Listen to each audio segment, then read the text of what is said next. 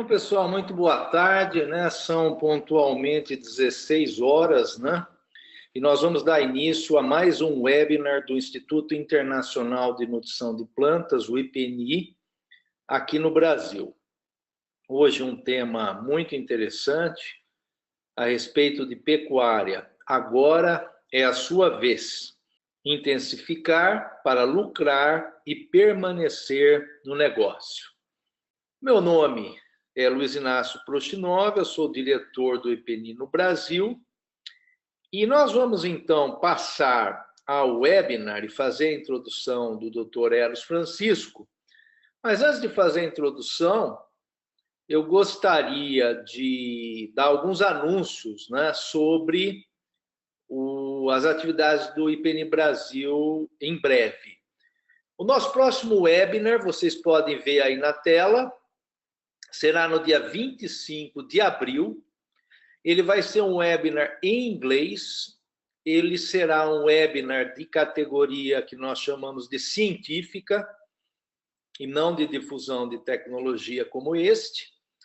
Quem vai falar é o Dr. Rob Norton, que é o ex-diretor regional do IPNI para a Austrália e Nova Zelândia, e ele vai estar falando a respeito da agricultura baseada em evidência, né?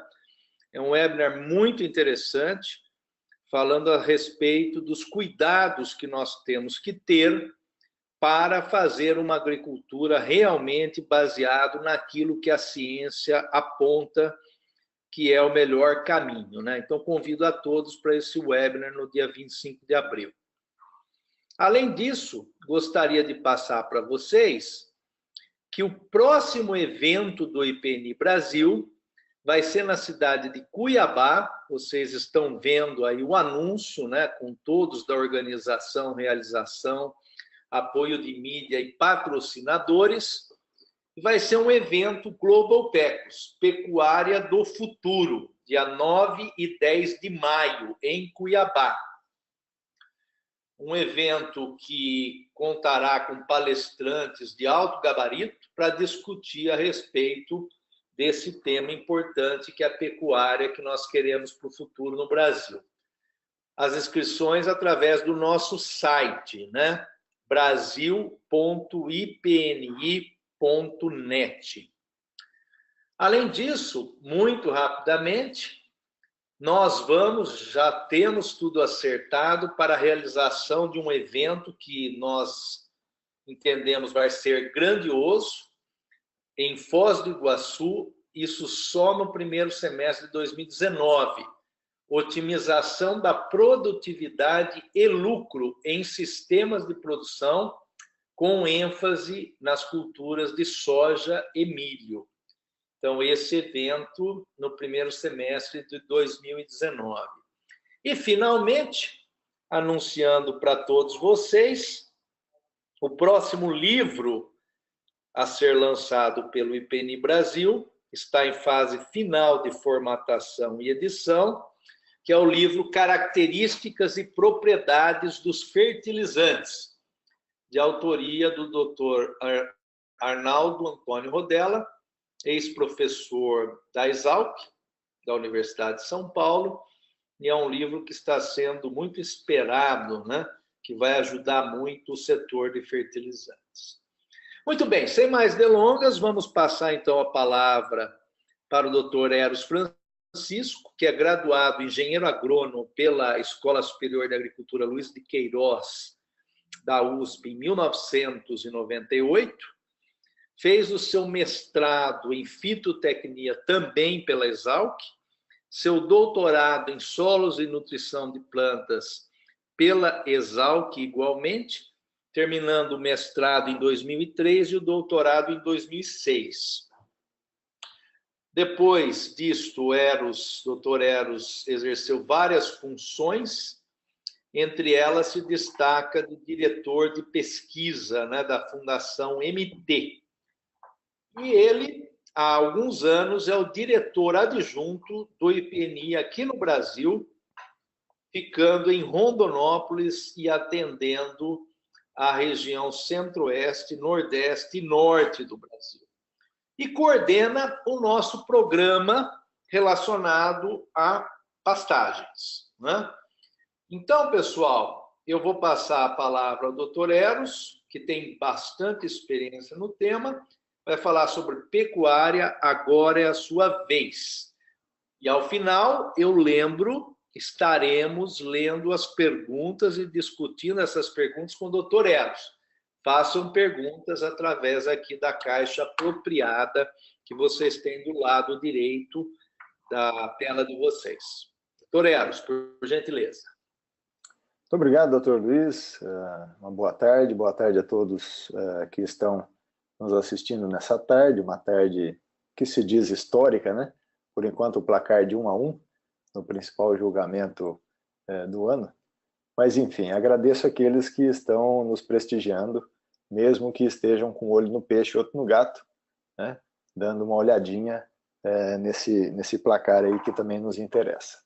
Enfim, nós nos disponibilizamos hoje para tratar um pouco sobre a questão do manejo adequado de nutrientes nas pastagens e, logicamente, colocamos um título, né, como a hora da pecuária, né?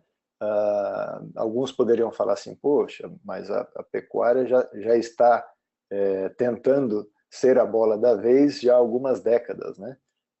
E, logicamente, a gente tem hoje um cenário bastante promissor para a intensificação da produção de carne a pasto, porque o cenário econômico é favorável, né? Os preços de animais recriados também subiram, mas o preço da arroba, historicamente, está o mais alto. Isso favorece com que haja rentabilidade nesse setor, mesmo considerando alguns investimentos, e a gente vai discutir um pouco, vai ver que esses investimentos são relativamente baratos, considerando o aspecto já necessário, o insumo já necessário para o pecuarista estar na atividade, que é o animal, né? O animal é um insumo mais caro. Então, a nossa ideia hoje é fazer um retrospecto e tentar, né, fomentar a mudança de cenário do sistema produtivo no Brasil, representado por essa imagem aqui, né, de baixa produção de biomassa, de presença de invasoras, né, de insetos que colonizam o solo, passando por uma reestruturação da fertilidade do solo, propiciando com que a planta de interesse no sistema produtivo, que é o capim, seja favorecido e mostre todo o seu potencial que as gramíneas têm como altíssimo, né, no nosso ambiente tropical. Enfim, vamos só considerar também, como introdução, que o uso da terra no Brasil é disposto da seguinte maneira, né? Então, a gente tem um território de 851 milhões de hectares, um território total, sendo que 25% desse território é utilizado para agricultura e pecuária. Nós temos outros usos desse território, né? Por exemplo, florestas e vegetação natural ocupando 13%, unidades de conservação 15%, né? Reservas indígenas 13%, e dentro desse item agricultura e pecuária, o uso da terra está assim distribuído, né? Então, a pastagem ocupa aproximadamente 160 milhões de hectares, ou 19% dessa área de 213 milhões de hectares. Esse número varia um pouco conforme a fonte, conforme o estudo, né? Mas de 160 a 180 milhões de hectares hoje são considerados utilizados com gramíneas forrageiras, né? A nível de comparação, a soja, que é a segunda cultura do Brasil, eu diria que a pastagem é a primeira cultura do Brasil, mas a soja, como segunda cultura, entraria com menos de 4% dessa área, né? Então, existe aí um universo muito grande de território utilizado pelas forrageiras. A gente precisa lembrar que esse número é alto, mas a definição do sistema produtivo é bastante variado, né? Isso a gente vai comentar um pouco também. Em termos de evolução do rebanho bovino, que é o maior comercial do mundo, né? Nós temos o maior rebanho bovino comercial do mundo. Em números, perdemos apenas para a Índia, só que o rebanho indiano não é comercial, né? Ele começou a sua distribuição nos últimos 30 anos, né? Avançando para a região centro-oeste e norte do Brasil, né? Então, se a gente olhar aqui no mapa de 1980, ele estava bastante concentrado aqui na região pantaneira, né, e no estado do Mato Grosso do Sul, bem como no estado do Rio Grande do Sul, e alguns pontos aqui do centro-oeste. E ele foi aumentando numericamente, né, consideravelmente. Em 20 anos nós crescemos 60 milhões de cabeças, isso representando quase 50% do rebanho, mas ele continuou aqui um pouco concentrado nessa região, mas já se expandindo aqui para os estados de Mato Grosso e Pará, e hoje a gente poderia considerar que grande parte do rebanho bovino brasileiro já está distribuído aqui ao longo de Rondônia, Mato Grosso, Pará, né? Também o estado do Mato Grosso do Sul e Goiás e oeste e leste do Mato Grosso também como áreas bem representativas dessa concentração de bovinos no Brasil. Logicamente, isso tem a ver com o custo da alimentação, tanto o custo da terra, que a terra foi encarecendo na região sudeste e também na região centro-oeste, então houve uma migração desse rebanho pecuário em função do preço da terra, como essa marginalidade ao redor aqui do centro-oeste, em função de onde há alimento barato, né? Aí alimento de grãos, né? Então, produção de soja e milho como os principais ingredientes da ração bovina.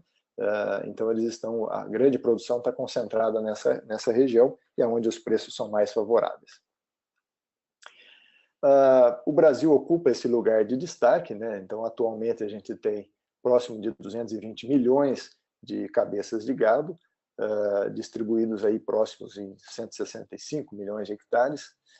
Desse rebanho, né, de 220 milhões de hectares de cabeças, a gente tem aí por volta de 37 milhões de cabeças sendo abatidas por ano, né?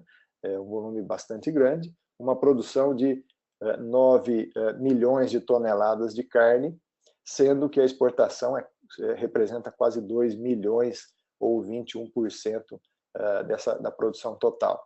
Nós temos um mercado interno bastante grande e é o que garante também a sustentabilidade do preço, né, da arroba, mas também a gente participa consideravelmente do volume total de exportação de carne bovina no mundo, né? O Brasil está bem próximo de ser o principal mercado fornecedor de carne bovina no mundo, juntamente com os Estados Unidos, que também é o principal exportador de carne, né?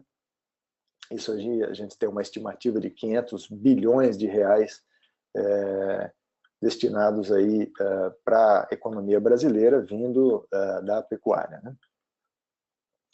A produção brasileira ela é bastante baseada no uso da pastagem, né? O que favorece a competitividade desse produto no tocante à exportação, já que os custos são bastante amenizados comparativamente a outros países, né? Então, de uma maneira geral, né, a gente tem cerca de 200 milhões de cabeças a pasto, enquanto que esse número aí, 5 milhões de cabeças confinadas, ele oscila de ano para ano, né? Tem ano que o confinamento está mais favorável, tem ano que o confinamento está menos favorável, mas aí só para dar uma ideia de números genéricos para aqueles que não estão bem familiarizados com esse setor. 85% do número médio, né, do rebanho é da raça Nelore, né, uma raça bastante resistente ao clima do Brasil, ao clima tropical, e resistente a alguns insetos, sugadores também, né? E as braquiárias, ou os capins do gênero braquiárias, hoje classificado como Urocloa, né? são os capins que dominam as pastagens brasileiras, capins que vieram na época do Brasil colônia e se adaptaram muito bem, vieram da África, né, do continente africano, e se adaptaram muito bem ao tipo de solo e ao clima quente e úmido do trópico brasileiro. Eu disse que o sistema de produção de carne no Brasil, o sistema pecuário, ele tem uma configuração bastante diversa. A gente vai ter áreas ou regiões de baixíssima produtividade, por exemplo, como ilustrado na imagem aí, né? Pouquíssima produção de biomassa, animais também em pequeno número bastante reduzido por hectare, né? Com uma rentabilidade negativa, né? Então, alguns especialistas dizem que esse cenário o pecuarista já está fora do negócio, né? Ele só não percebeu isso ainda, né? Ou a condição, a conjuntura produtiva ainda não chegou tão perto dele para expulsá-lo do negócio, né? Isso é impactante falar, mas infelizmente é uma realidade que algumas regiões têm vivido nos últimos anos, né? De uma competição com a produção de grãos e, logicamente, esse produtor rural ele se vê desafiado pela rentabilidade da agricultura e ele ou migra para uma nova região ou ele acaba cedendo e arrendando a sua terra ou vendendo a sua terra para a produção agrícola, né? Então, esse cenário é um cenário que acontece em várias regiões do Brasil, em vários estados, e que a gente tem aqui como a intenção de mostrar que é possível mudar esse cenário do ponto de vista técnico agronômico e hoje, na conjuntura atual, também no aspecto econômico, né? Por que há essa baixa produtividade, né? Por que há a degradação? Começa com um nível bastante diminuto de pouco vigor das plantas, o solo começa a ser exposto, né? Então há uma redução na capacidade produtiva inicial da pastagem, né? Ele pode evoluir para um sistema, para um nível mais moderado, em que aparecem as plantas invasoras e começam a competir com a planta de interesse, que é a gramínea.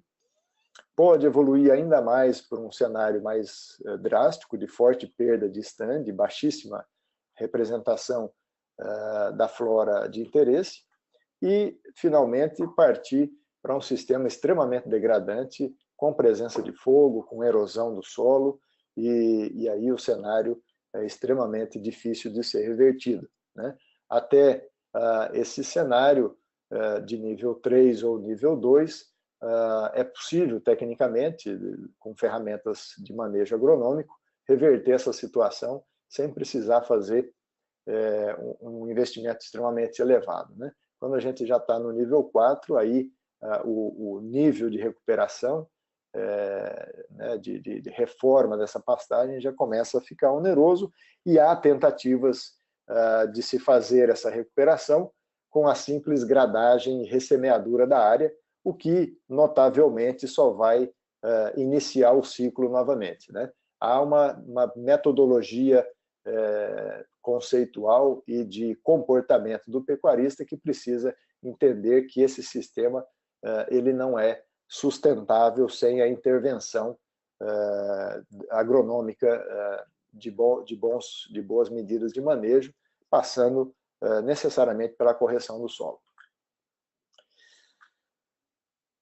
No Brasil, a gente tem um cenário, só para ilustrar, né, de restrições à fertilidade do solo. Então, onde a gente vê pontos vermelhos e amarelos, são pontos de muita restrição à fertilidade do solo, quer seja pela o baixo conteúdo de matéria orgânica, quer seja pela baixa quantidade de bases trocáveis no solo, ou quer seja pela mineralogia e também pela baixa quantidade de matéria orgânica, influenciando aí a uma reduzida capacidade de troca catiônica, ou seja, há no Brasil uma limitação grave que a gente precisa entender e saber como lidar com ela, né? Isso também impacta em por que as pastagens que são manejadas exclusivamente com a ressemeadura ou com a gradagem não vão para frente, né? Por outro lado, a gente tem um Brasil que consome, representa, melhor dizendo, o quarto maior consumo de fertilizantes no mundo, né? Seguidos depois de China, Índia e Estados Unidos. O Brasil hoje consome mais do que 32 milhões de toneladas de fertilizantes, mas também teve uma evolução na produção de grãos considerada desde o início da década de 80. E esse gráfico mostra que as coisas caminham conjuntamente. Eu costumo dizer nas minhas apresentações que a produção de grãos não é única e exclusivamente explicada pelo consumo de fertilizantes, mas é uma consequência da produção, o aumento no consumo. Quanto mais a gente produz, necessariamente a gente tem que repor a fertilidade do solo advinda da maior produtividade que vem influenciada por melhores materiais genéticos que são constantemente produzidos pelas empresas de sementes, pelas ferramentas de proteção de plantas, né, do manejo fitossanitário, que também vem garantindo patamares produtivos cada vez mais elevados, pelas mudanças de manejo e na adequação do sistema agronômico, das medidas agronômicas do sistema de produção. Então, tudo isso faz com que a gente produza mais e, necessariamente, nesse ambiente de restrição à fertilidade, a gente tem que investir em fertilizantes, em nutrientes para as plantas. Quem consome grande parte desse fertilizante é soja, milho, cana, café e algodão, que são as 5 principais culturas, as mais consumidoras de nutrientes no mercado nacional. E aí, o dado oficial nos impacta quando a gente mostra que, para pastagens, apenas 1,5% desse volume de 32 milhões de toneladas de fertilizantes, e esse número impacta, e esse número é constante desde a década de 80. Ele não evoluiu e não decaiu. Então, isso significa que o sistema está estabilizado em termos de entender como evoluir a produção, passando pela correção do solo. Esse número hoje nos permite fazer um cálculo de uma média de apenas 3 quilos de fertilizantes utilizados por hectare em pastagens, considerando os 160 milhões de hectares, ou, se a gente considerar uma média de 30% de nutrientes em cada quilo de fertilizante, apenas 1 quilo de nutrientes NPK aplicados por hectare. Ou seja, não tem como a gente evoluir em termos de produção de biomassa nesse cenário, né? Dentro das restrições à fertilidade que a gente tem, das características dos solos tropicais, da demanda dessas plantas, porque as gramíneas são plantas extremamente produtivas, com altíssimo potencial produtivo, tem uma demanda para fazer o seu próprio corpo vegetal e nem sempre essa demanda é atendida a contento. O Cunha tentou, né, explicar um pouco por que não se aduba a pastagem no Brasil, né? Então, as principais características desse comportamento seriam considerar as pastagens como culturas de baixo valor. Então, esse é um entendimento que o pecuarista tradicional tem, né? Que as braquiárias ou os capins são extremamente resistentes e não tem valor considerado, né? Outra é a redução na produção de forragem em razão da baixa fertilidade do solo. Isso nem é sempre evidente. O agricultor ele consegue, com bastante facilidade hoje, detectar a baixa produtividade da sua lavoura associada a uma restrição de fertilidade do solo. E nem sempre o pecuarista tem esse refino de olhar, né, de entendimento para perceber que o pasto dele sofre com a baixa fertilidade do solo. Outra razão poderia ser o pecuarista ter dificuldade em mensurar o retorno que um fertilizante aplicado pode trazer para ele, né? Esses estudos, geralmente, eles não são tão aplicados assim, e geralmente o pecuarista ele tem uma tradição de não investir financeiramente na sua produção e acaba com que pequenos aportes de fertilizante que custariam valores não exorbitantes, mas valores baixos, pudessem, de repente, não ser considerados. O manejo da pastagem praticado em muitas propriedades não contempla a utilização eficiente da forragem extra produzida. E aqui mora um grande problema de quando a gente começa a sugerir ou a modificar o sistema produtivo de uma propriedade pecuária.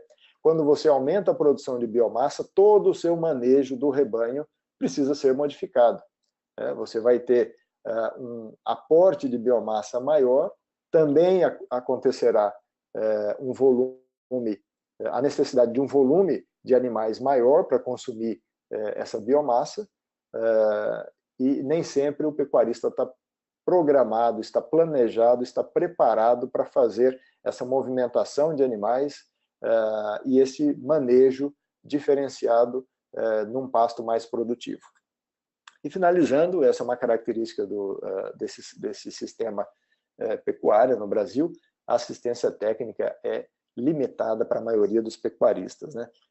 Hoje a gente tem visto crescer o número de consultores e extensionistas nessa área, mas o número ainda é extremamente baixo para a gente considerar adequado a oferta de assistência técnica aos pecuaristas.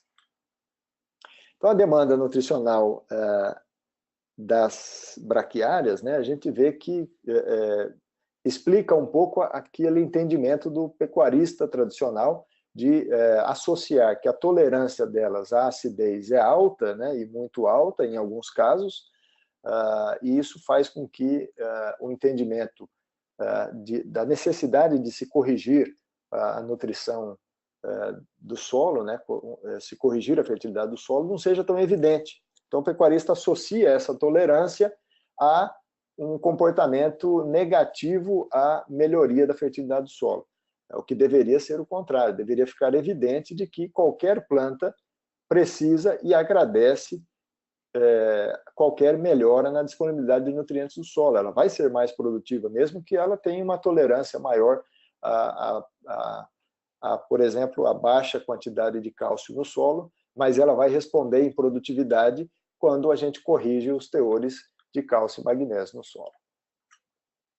Evidentemente, a gente mostra isso através desse gráfico, né, em que se tem aí um comportamento diferente da braquiária decumbens, que é um capim extremamente, já foi o capim mais utilizado nos sistemas produtivos, ainda tem uma boa representatividade geográfica, mas é um capim extremamente resistente, né, robusto, não muito produtivo, mas que mesmo ele, com essa tolerância à baixa fertilidade do solo, responde positivamente a níveis de adubação, ou seja, de entrada de nutrientes.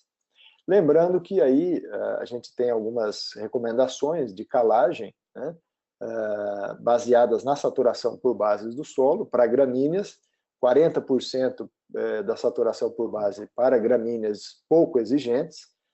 Eu já vou mostrar na sequência uma tabela de que são as gramíneas pouco exigentes, 50% da saturação para gramíneas exigentes e 60% da saturação por bases no solo para gramíneas muito exigentes. Eu queria fazer menção de que quando a gente começa a trabalhar essa questão de se melhorar a correção, a disponibilidade de nutrientes no solo, pensando na pastagem como uma cultura, a gente precisa entender que a pastagem, mesmo sendo perene, ela tem estádios de crescimento, né? Então, existe um estádio em que a planta está ainda nova, a partir de uma semeadura, está crescendo, atingindo uma produção máxima e ela senesce. E a rebrota acaba renovando essa planta, mas esse ciclo ele acontece. E quando acontece esse ciclo de maior produção, o valor nutricional da planta se reduz. Então, existe uma faixa de ótimo nutricional e produtivo para que aconteça o pastejo. E nem sempre isso é respeitado quando a gente se depara com o sistema de produção. Então, muito acontece de haver o superpastejo, né, e não haver produção de biomassa suficiente, e muito pode acontecer de quando você adubar a pastagem, aumentar a produção, mas a colheita não ser feita a contento e a planta acabar senescendo por excesso de biomassa, né? Então, dentro desse cenário, julga a gente comentar que existe a fase de formação do pasto, onde a gente quer um enraizamento rápido, um sistema radicular vigoroso, um estabelecimento de plantas rápido e com boa formação das touceiras, que vai ser o alicerce para a resposta à adubação nitrogenada. Então, a gente precisa formar bem essa raiz da planta no início, para que a planta tenha alicerce de produção com a introdução de um outro nutriente, que é o principal nutriente, eu diria, para a produção de biomassa, que é o nitrogênio. E depois, uma fase de manutenção do pasto, onde a gente vai focar manter o pasto produtivo, produzir forragem, e que essa forragem tenha qualidade nutricional e que haja uma resistência da planta aos períodos de estresse hídrico, ou seja, uma planta que vai, logicamente, cessar o seu desenvolvimento no período de estiagem, no período de entre-safra, no período de seca, né, principalmente na região centro-oeste e norte do país, em que não há chuvas, mas ela vai ter uma rebrota rápida no início das chuvas e ela vai ter uma longevidade, né, uma sustentabilidade maior da produção de biomassa e da sua qualidade ainda no final das águas. Então, a gente consegue, entre aspas, encurtar um pouco o período de estiagem, manejando adequadamente a qualidade nutricional e produção do pasto através da correção da fertilidade do solo. Quem entra nesse cenário pensando na formação da pastagem em sistema radicular vigoroso, fósforo principalmente, o elemento fósforo dentro da adubação, que é o que vai garantir um estabelecimento rigoroso das raízes, e potássio também, e no momento de manutenção do pasto, principalmente agora o nitrogênio associado ao potássio. Então, formação de pasto é importante que tenha fósforo, manutenção do pasto é imprescindível a presença do nitrogênio. O potássio vai garantir uma turgidez e um controle estomático necessário para que a planta resista mais facilmente aos períodos de escassez hídrica e que consiga manter a sua fotossíntese em alta. Um ensaio bastante simples, mas clássico aí, do Dr. Macedo, mostrando que a principal,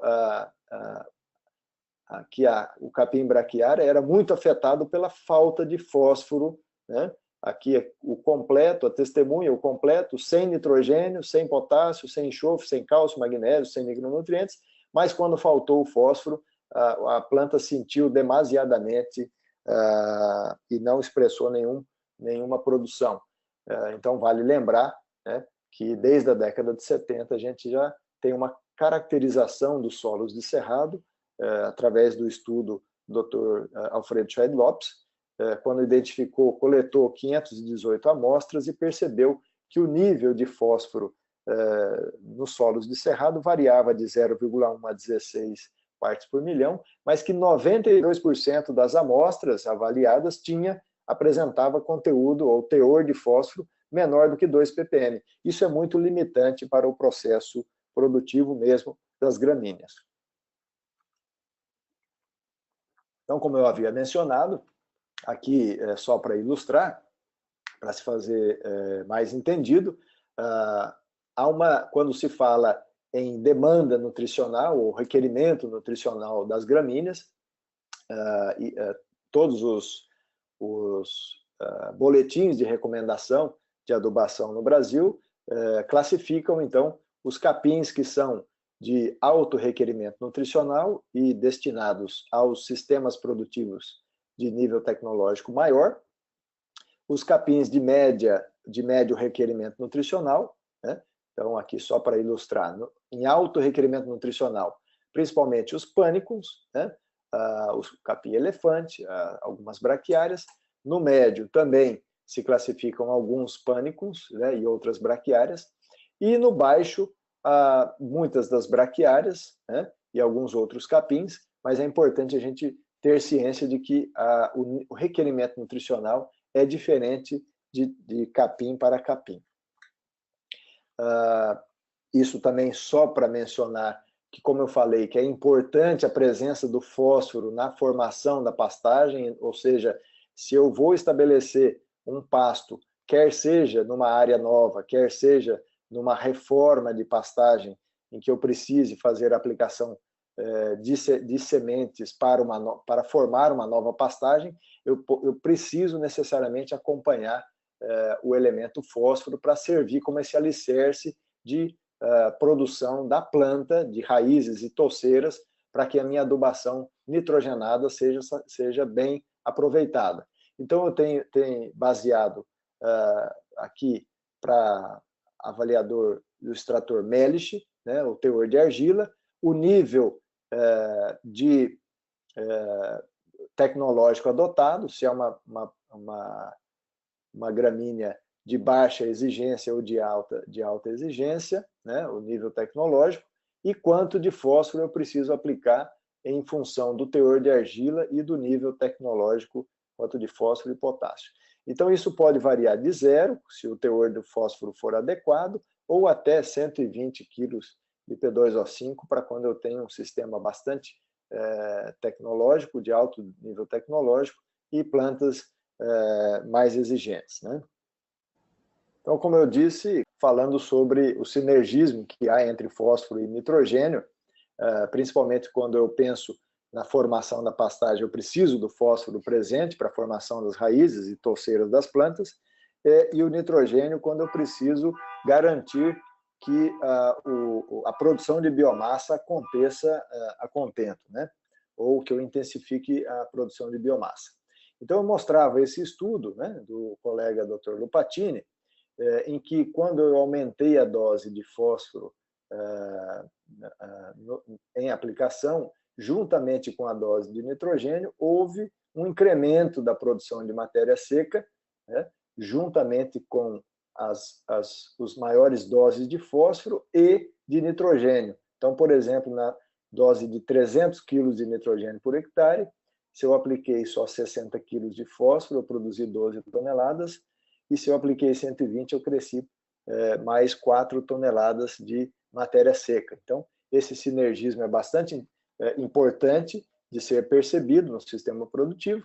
E outro exemplo que eu me encaminhava para falar era desse outro estudo, né, mostrando, do colega Oliveira, mostrando em ambientes diferentes, então em Piracanjuba, Campo Grande e Uberlândia, e com capins de diferentes espécies, a presença do fósforo sem o nitrogênio e com o nitrogênio, a produção de matéria seca é bastante aumentada quando ambos os nutrientes são aplicados nas doses suficientes, né?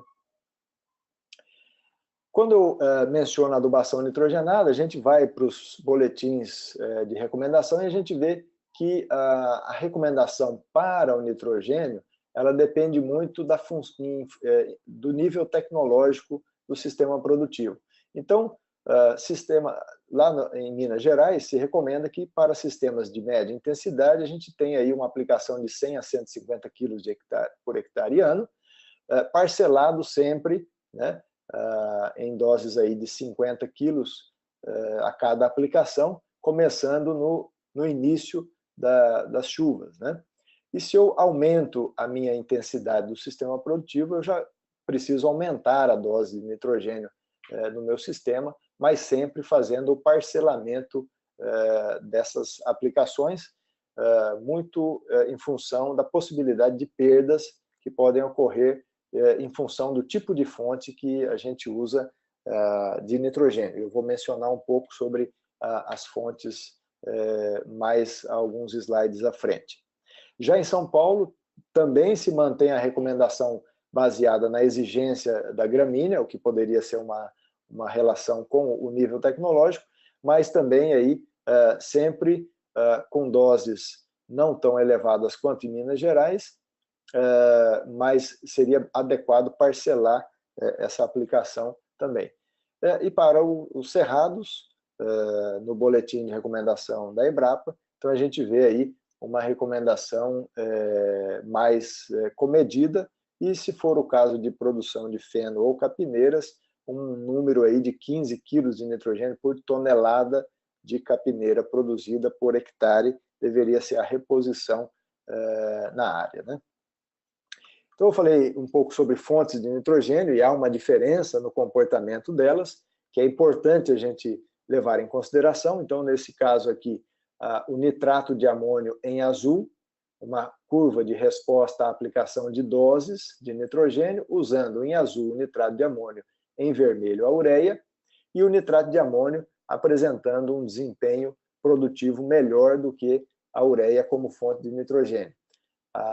Em outro caso, uma comparação da ureia com o sulfato de amônio, também uma diferença no potencial de resposta agronômica na produção de biomassa entre essas fontes. Então, a ureia sempre é a fonte de nitrogênio padrão no Brasil. 60% do nitrogênio comercializado no Brasil é comercializado na forma de ureia, né? Mas é a forma que mais apresenta possibilidades de perdas por volatilização desse nitrogênio. Então, aqui um outro estudo mostrando que a ureia pode ser protegida por uma tecnologia contra a volatilização e versus também a aplicação como o nitrato de amônio, né? O nitrato de amônio é uma fonte padrão que não oferece risco de perda por volatilização em função do ambiente, mas a ureia aplicada sem proteção, em 48 horas ela já começa a perder nitrogênio por volatilização, né? E esse nível de perda é muito variado em função das condições edafoclimáticas, mas quando eu protejo a ureia, eu ganho alguns dias, né, ou algumas horas de proteção, mas nem essa tecnologia não é perfeita. A partir do quinto, sexto dia, eu já começo a ter a possibilidade de perda. Então, a mensagem que ficaria para fontes de nitrogênio é que, se eu utilizar ureia, eu considerar a aplicação, se possível, né? Isso é fácil do ponto de vista técnico, mas não tão fácil do ponto de vista operacional, mas considerar a aplicação de ureia imediatamente antes de uma precipitação de chuva, né? Nunca após a precipitação, ou seja, nunca aplicar ureia em pastagem molhada, né? E muito menos aplicar numa pastagem molhada em clima quente, né? Ou seja, com a incidência solar com alta radiação. Isso acelera consideravelmente as perdas de nitrogênio. Então, a ureia ela tem esse risco, mas existem possibilidades da gente manejar para reduzir a perda por volatilização. Um outro nutriente que nem sempre a gente vê respostas é o potássio, né? Então, aí um exemplo do colega Carvalho, mostrando a resposta às doses de potássio, né, juntamente com as doses de nitrogênio aplicada. Então, nem sempre quando eu percebo resposta a nitrogênio, ou pode ser uma ausência ou uma baixa disponibilidade de fósforo no solo, ou uma baixa disponibilidade de potássio. Então, nesse caso, quando eu corrigi a deficiência de disponibilidade de potássio, a resposta a nitrogênio começou a acontecer, né? Então, eu preciso estar atento para saber qual o nutriente que está mais limitando o processo produtivo da planta, né? Então, esse é um cenário que facilmente, né, um técnico ou um pecuarista poderia identificar como uma deficiência pura e simplesmente de nitrogênio na pastagem, né? A imagem que a gente está mostrando aí. Alguém indicaria possivelmente a deficiência de nitrogênio, plantas amareladas, né? Pálidas, mas no detalhe aqui da foto a gente percebe que a borda da folha está queimada, está senecida, está necrosada. Isso é uma clara evidência da deficiência de potássio também associada à deficiência de nitrogênio, né? Então, eu agradeço aqui ao colega Anderson, Dr. Anderson Bergamin, lá da Universidade Federal de Rondônia, que gentilmente me cedeu essa análise dessa área, indicando plantas sem o sintoma e plantas com sintoma, aqui a clara deficiência de nitrogênio e também de potássio nessas plantas, né? Então, vamos dar uma olhada mais próxima para tentar identificar qual o real problema das plantas, né? Enfim, a gente está falando bastante de intensificar a produção de pastagem através da adubação, mas isso se paga, né? Isso é economicamente rentável, né? Isso é uma grande interrogação que qualquer pecuarista pode nos fazer, né? E aí eu vou mencionar alguns casos aqui. A gente fez alguns estudos, né? Nesse último ano, 2017.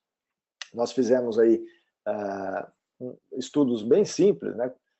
Adicionando calagem, gesso, nitrogênio, fósforo, potássio, os 3 nutrientes, e todo o pacote, calagem, gesso e os nutrientes, em 2 ambientes, Dracena, no estado de São Paulo, e Tiquira, no estado de Mato Grosso. Em Dracena com a Braquiária brisanta, em Tiquira com a Braquiária decumbens, e a gente percebeu que o aumento de produção de forragem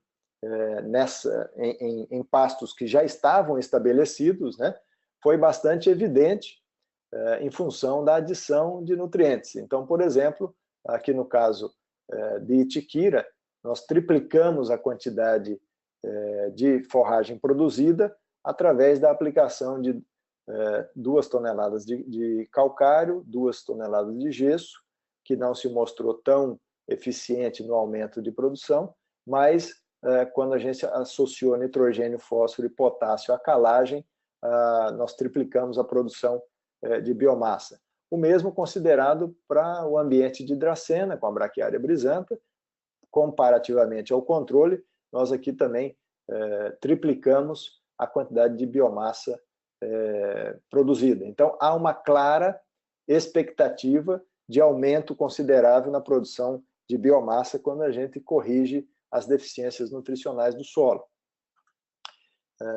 Um outro questionamento que a gente faz, né, para o sistema de produção pecuária, nitidamente a gente percebe, quando a gente conversa com os produtores de grãos, como o sojicultor, né, por exemplo, todo mundo sabe o quanto produz, né? Eu produzo 55 sacas por hectare, eu produzo 70 sacas por hectare, e eles têm um acompanhamento bastante próximo dessa produtividade, né?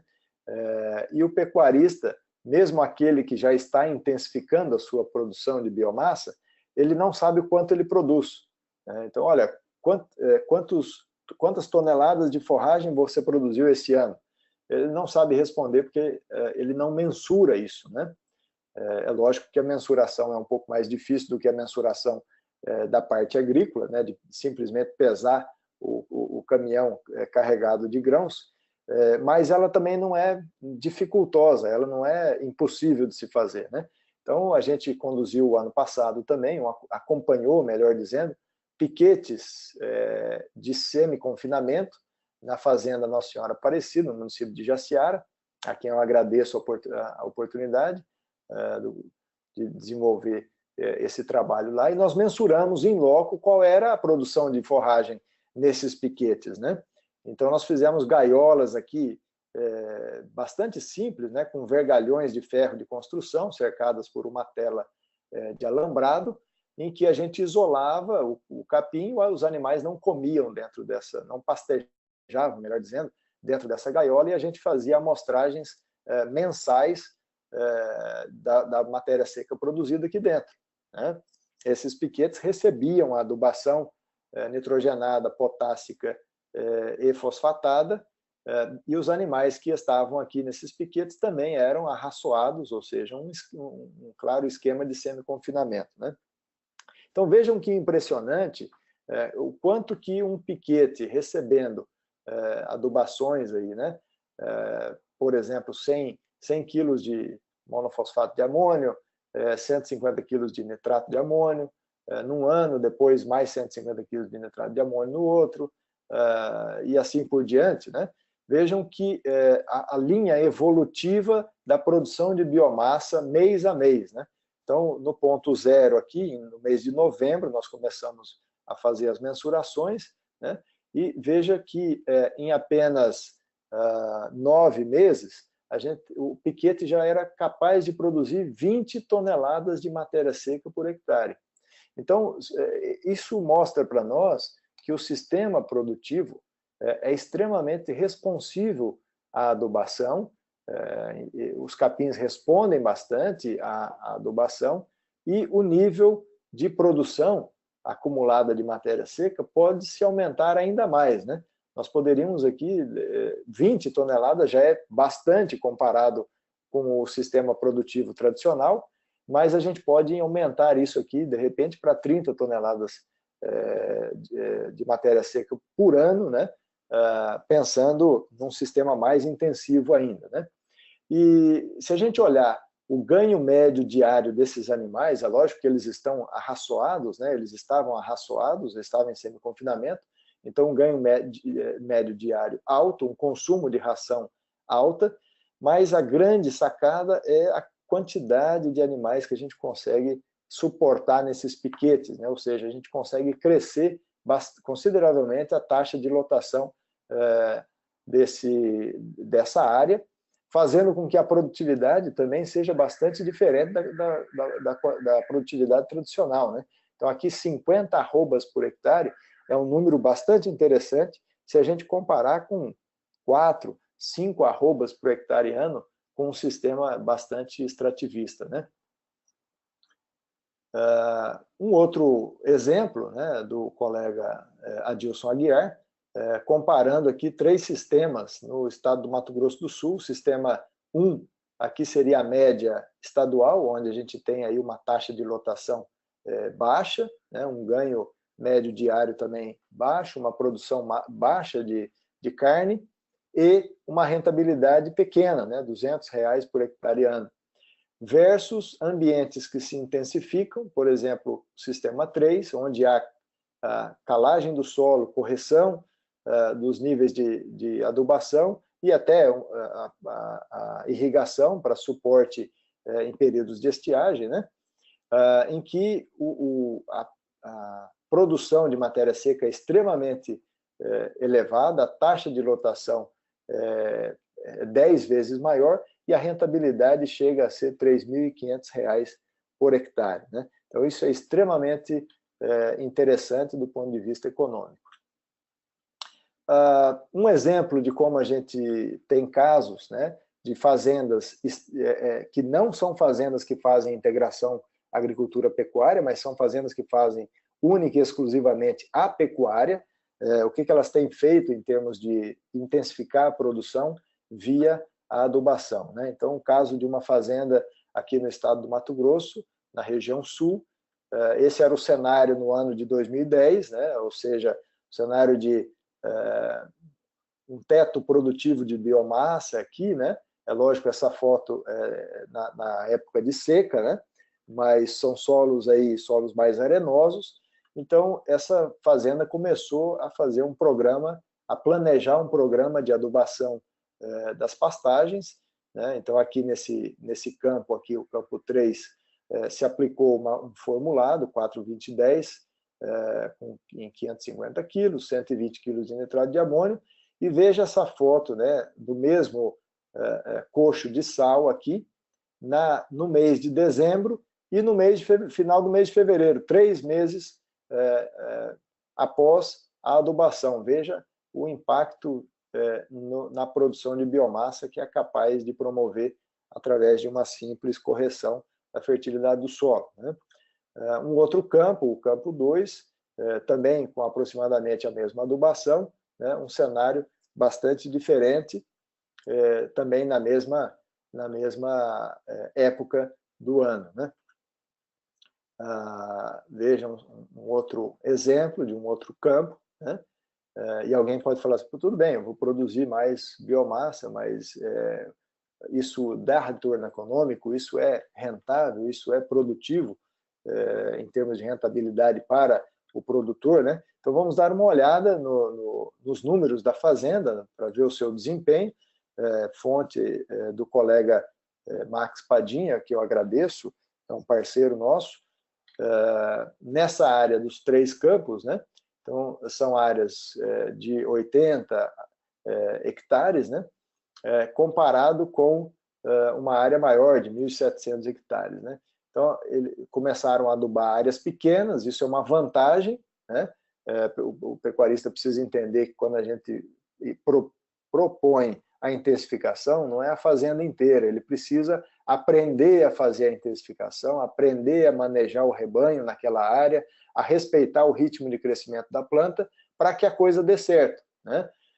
Então, por exemplo, nessa área de 80 hectares, nas 2 áreas, tinha aqui 500 cabeças nas áreas, né?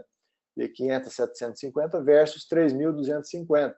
Uma taxa de lotação bem maior, suportada pela maior produção de biomassa, um ganho médio diário aqui semelhante, né? Então a gente não promove impacto significativo no ganho médio diário do animal a pasto, mas a grande diferença aparece aonde? Aparece na taxa de lotação, em que a gente consegue, no mesmo ambiente, ocupar com maior número de animais. E isso impacta, finalmente, na produtividade de carne, né? Então, vejo que aqui conseguiu-se, aí, em média, 400, 500 quilos de carne por hectare versus 120 quilos de carne por hectare. O custo, alguém pode falar, mas o custo é muito maior, né? Não, o custo não é tão diferente, né? Veja aqui casos da fazenda, né? O mesmo custo de oportunidade para as 3 áreas, o custo de adubação na área 1 e na área 2, o custo total do pasto, a taxa de lotação que era diferente, o mesmo custo de suplementação, pensando em sal mineral, o custo de mão de obra até um pouco menor, porque se considera o maior volume de animais, e o custo final de produção reais por quilo de carne, o mesmo, né? Então você teve uma maior produtividade com o mesmo custo por quilo de carne produzida, né? E você deu sustentabilidade ao seu negócio. Essa fazenda cresceu o tamanho do rebanho com os anos, a partir da adoção da adubação, o número de animais abatidos também cresceu e, inclusive, cresceu o rendimento de carcaça, né? Um ponto percentual aqui, ou seja, que os animais, além de ter o maior número de animais abatidos, os animais estavam sendo abatidos com um melhor rendimento de carcaça. Outras possibilidades que a gente cita também, né, para não deixar de mencionar, é a integração lavoura-pecuária. Então, a gente pode fazer uma melhoria da pastagem através da associação com culturas agrícolas. Então, aí a gente tem exemplo, né, do que seria um milho verão colhido e deixando a braquiária tomar conta da área. Essa braquiária, se o milho receber mais nitrogênio para um teto produtivo maior, a braquiária também se aproveita desse nitrogênio. Ou a gente pensa no que hoje é bastante adotado em várias regiões, que é a braquiária safrinha, né? Fazendo a integração com a soja. Então, esse ambiente aí ele vai passar por um processo de calagem, gessagem, aplicação de fósforo, potássio, preparo profundo, ficar aí a área cultivada com soja por 2, 3 anos, ou menos, 1 ano, né? E aí o capim, então, toma conta da área após a colheita da soja, a semeadura do capim, fica aí por um período de 2, 3 anos. Alguns modelos estão prevendo um pouco menos do que isso, né? A utilização por 18 meses, mas isso é extremamente interessante, essa dobradinha grãos e pastagens, né? Uma outra possibilidade também é a integração lavoura, pecuária, floresta, mas essa é uma ação de conhecimento agronômico mais avançado que pode não dar certo se vários fatores não forem considerados. Então, eu indicaria que isso aqui é algo que envolve um conhecimento técnico mais especializado. Então, como considerações finais, o Brasil é o maior exportador de carne, mas é um sistema ineficiente, se a gente considerar a média geral, né? Número aí de meio animal por hectare é muito pouco, né, para se fazer uso da terra, com 1 quilo de nutriente aplicado por hectare. Menos de 2% do consumo de fertilizantes no Brasil é para pastagem. Isso faz com que haja um uso exagerado da terra com pouca produtividade, né? Dos 160 milhões de hectares de pastagem, tem pastagens, cenários de parcial degradação, né, em que a gente precisa fazer uma intervenção. Em algumas regiões, uma forte expansão da área cultivável de soja, mas diria de grãos. Hoje o milho safrinha acompanha muito a soja, e parte em cima de áreas de pastagem. Então, está acontecendo uma pressão sobre as áreas de pastagens para se tornarem também mais eficientes, né? E a produção de carne, ela terá que ser mais eficiente, o que implica em pastagens mais produtivas, e para isso o uso de nutrientes deve ser feito de forma adequada, né? Eu agradeço a atenção de vocês, creio que passei um pouquinho do tempo, peço desculpas, fico à disposição para qualquer pergunta, se houver. Muito bem, doutor Eros, excelente apresentação, né? Todos, com certeza, agradecemos, né, as informações que foram compartilhadas, e nós temos aqui várias perguntas, né? A primeira pergunta, que é do colega Lúcio Gomes do Carmo, né? E ele, doutor Eros, ele pergunta a respeito de fontes de fósforo, né? Comparando o fósforo solúvel, as fontes solúveis, com as fontes naturais, né?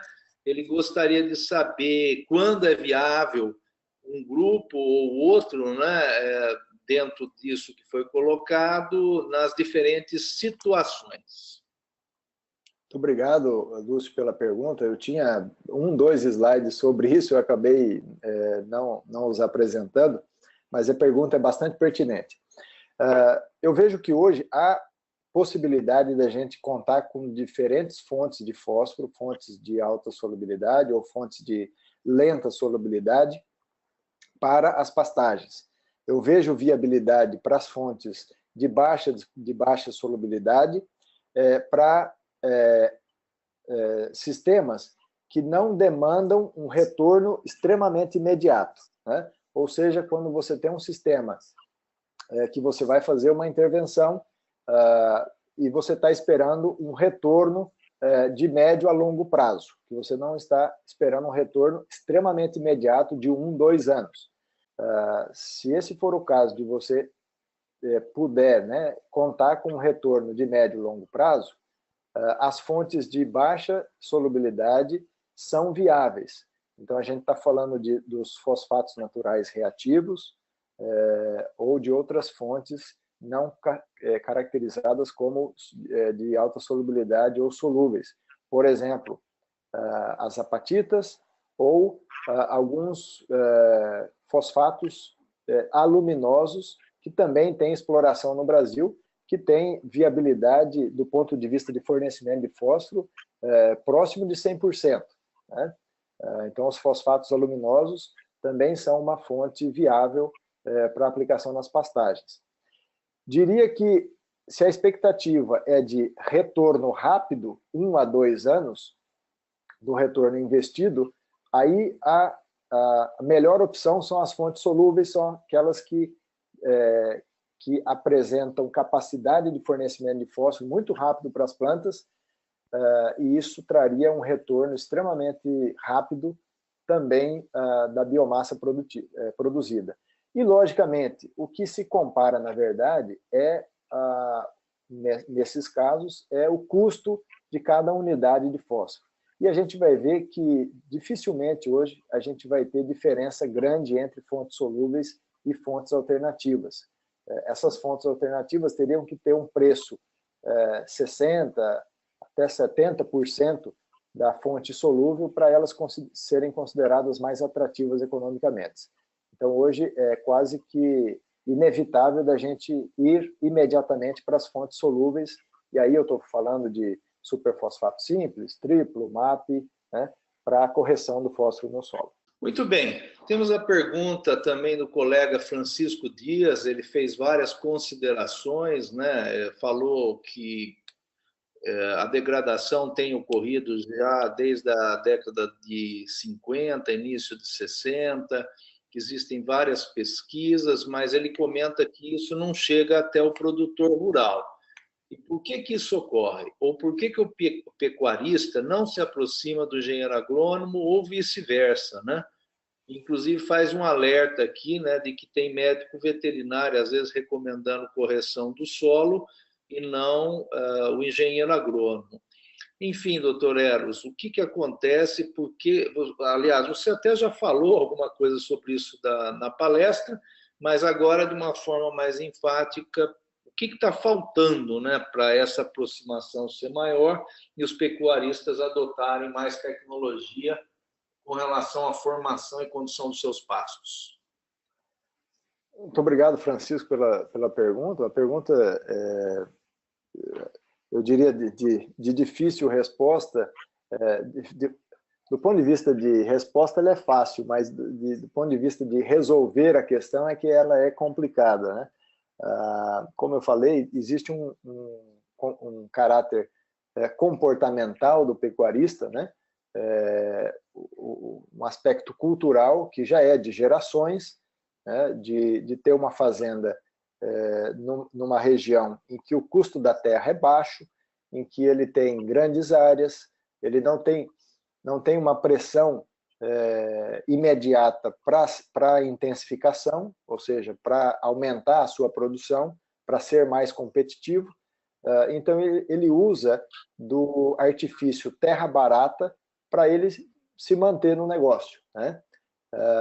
Geralmente também são pessoas que, por costume também, não se aproximam da informação agronômica, como, por exemplo, a classe de agricultores faz, né? Já com esse desenvolvimento de 40 anos de agricultura tecnificada no Cerrado, a gente já tem aí uma geração que se acostumou a transformar informação tecnológica em resultado de campo. Então, eles já estão acostumados a isso, a esse processo de transferência de conhecimento. O pecuarista tradicional, ele não está acostumado com isso. E por que os engenheiros agrônomos, de repente, não acessam mais esse mercado? Porque é um mercado que não consegue remunerar o serviço agronômico, né? É muito difícil você trabalhar com pessoas que têm baixo capital, baixo poder de investimento, e o Estado, né, que seria o provedor público, ele não oferece essa assistência técnica, e se você precisar contar com assistência técnica privada, você vai ter que pagar por isso, né? E, de repente, esse pessoal não tem esse poder de pagar por esse serviço especializado. E também os profissionais que estão aí, eles não têm um conhecimento aprofundado de como manejar pasto, não só do ponto de vista da correção do solo, mas também do ponto de vista do ritmo de crescimento da planta.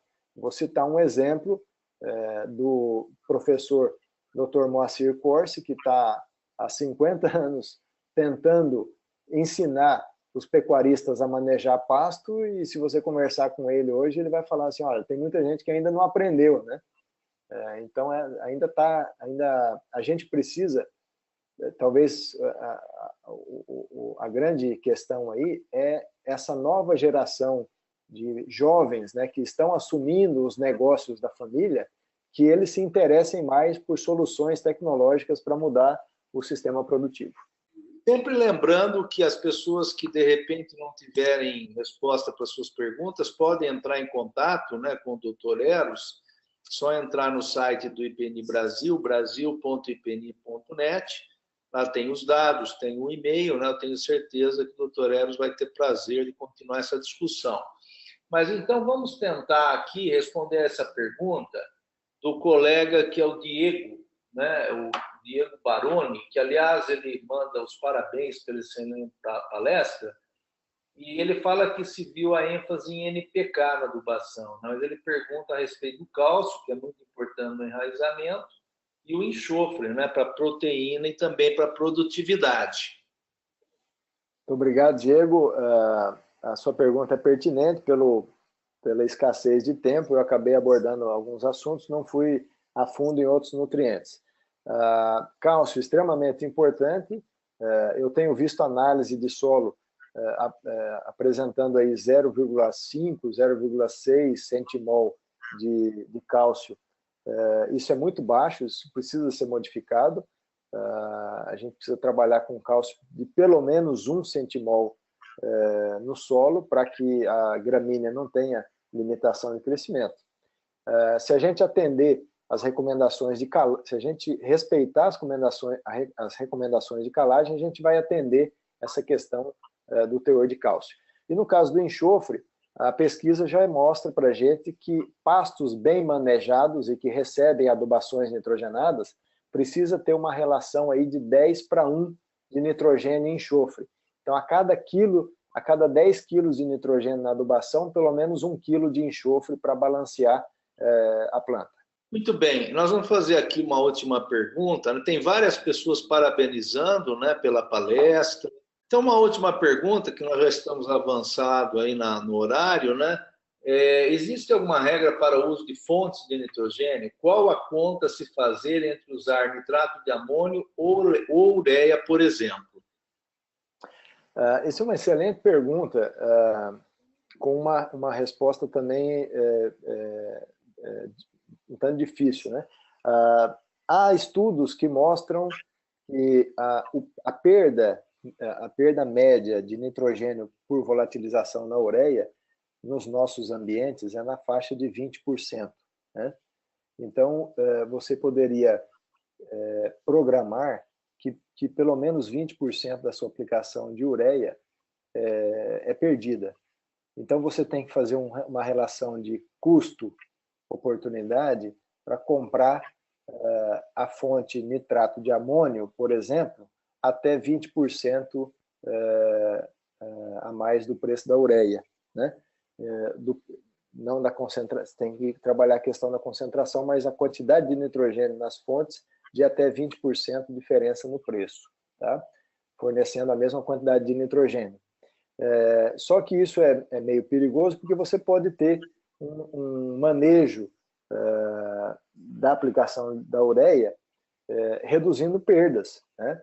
Então, se você for fazer uma adubação em uma área pequena, você conseguiria reduzir a sua perda por volatilização aplicando a ureia, de repente, numa condição de mínima perda. Agora, se você está num cenário de muitos hectares a serem aplicados, né, o interessante seria você contar com diferentes fontes na fazenda. Um pouco de ureia para você conseguir manejar essa questão da perda e um pouco de nitrato de amônio para você fazer uma aplicação fora do risco. Né? Ou seja, melhor dizendo, na condição de risco, eu preciso fazer a aplicação e está no risco, eu uso nitrato de amônio. Eu vou fazer a aplicação, está com pouco risco, eu uso a ureia. Nós vamos passar aqui novamente alguns recados muito rápidos do IPNI. Doutor Eros, se puder passar o próximo slide, né? Que é sobre o nosso próximo webinar, que vai ser no dia 25 de abril, um webinar científico com o Dr. Rob Norton, da Austrália, falando sobre agricultura baseada em evidência, né? Muito importante para a nossa agricultura aqui no Brasil. O Dr. Rob Norton tem uma vasta experiência, ele vai falar com a gente sobre esse tema, né? Além disso, o próximo slide, né? Falando sobre o nosso evento, 9 e 10 de maio, em Cuiabá, Pecuária do Futuro, né? O Dr. Eros está organizando, palestrantes excelentes, né? Convidamos a todos para participarem. Temos também o nosso evento que vai ser realizado só no primeiro semestre de 2019, otimização da produtividade e lucro em sistemas de produção com ênfase em soja e milho. E, finalmente, pedindo para o pessoal ficar atento ao próximo livro do IPNI, Características e Propriedades dos Fertilizantes, do Dr. Arnaldo Rodella, né? Deve ser lançado aí muito em breve. Então, agradecemos a presença de todos. Eu vou até me permitir citar alguns nomes aqui, não dá para citar de todo mundo, né? O colega Antônio Saraiva Muniz, a Cíntia Neves, né? O Daniel Breda, o Francisco Dias, o Irani Gomide Filho, que estão com a gente. Esse pessoal está com a gente até agora, tá? Temos também o Lúcio Gomes do Carmo, o Luiz Guilherme Jimenez, o Ney Moreira e o nosso ex-orientado, né, Silvano Abreu, né, está lá em Lavras. Um abraço para todos. Agradecemos a presença, né? Eu só citei alguns aqui que ficaram com a gente até agora. Aproveitem aí todo o material que nós temos no nosso site e agradecemos e vamos desligando aqui, né, a partir de Piracicaba. Pessoal, um abraço e até a próxima. Tchau.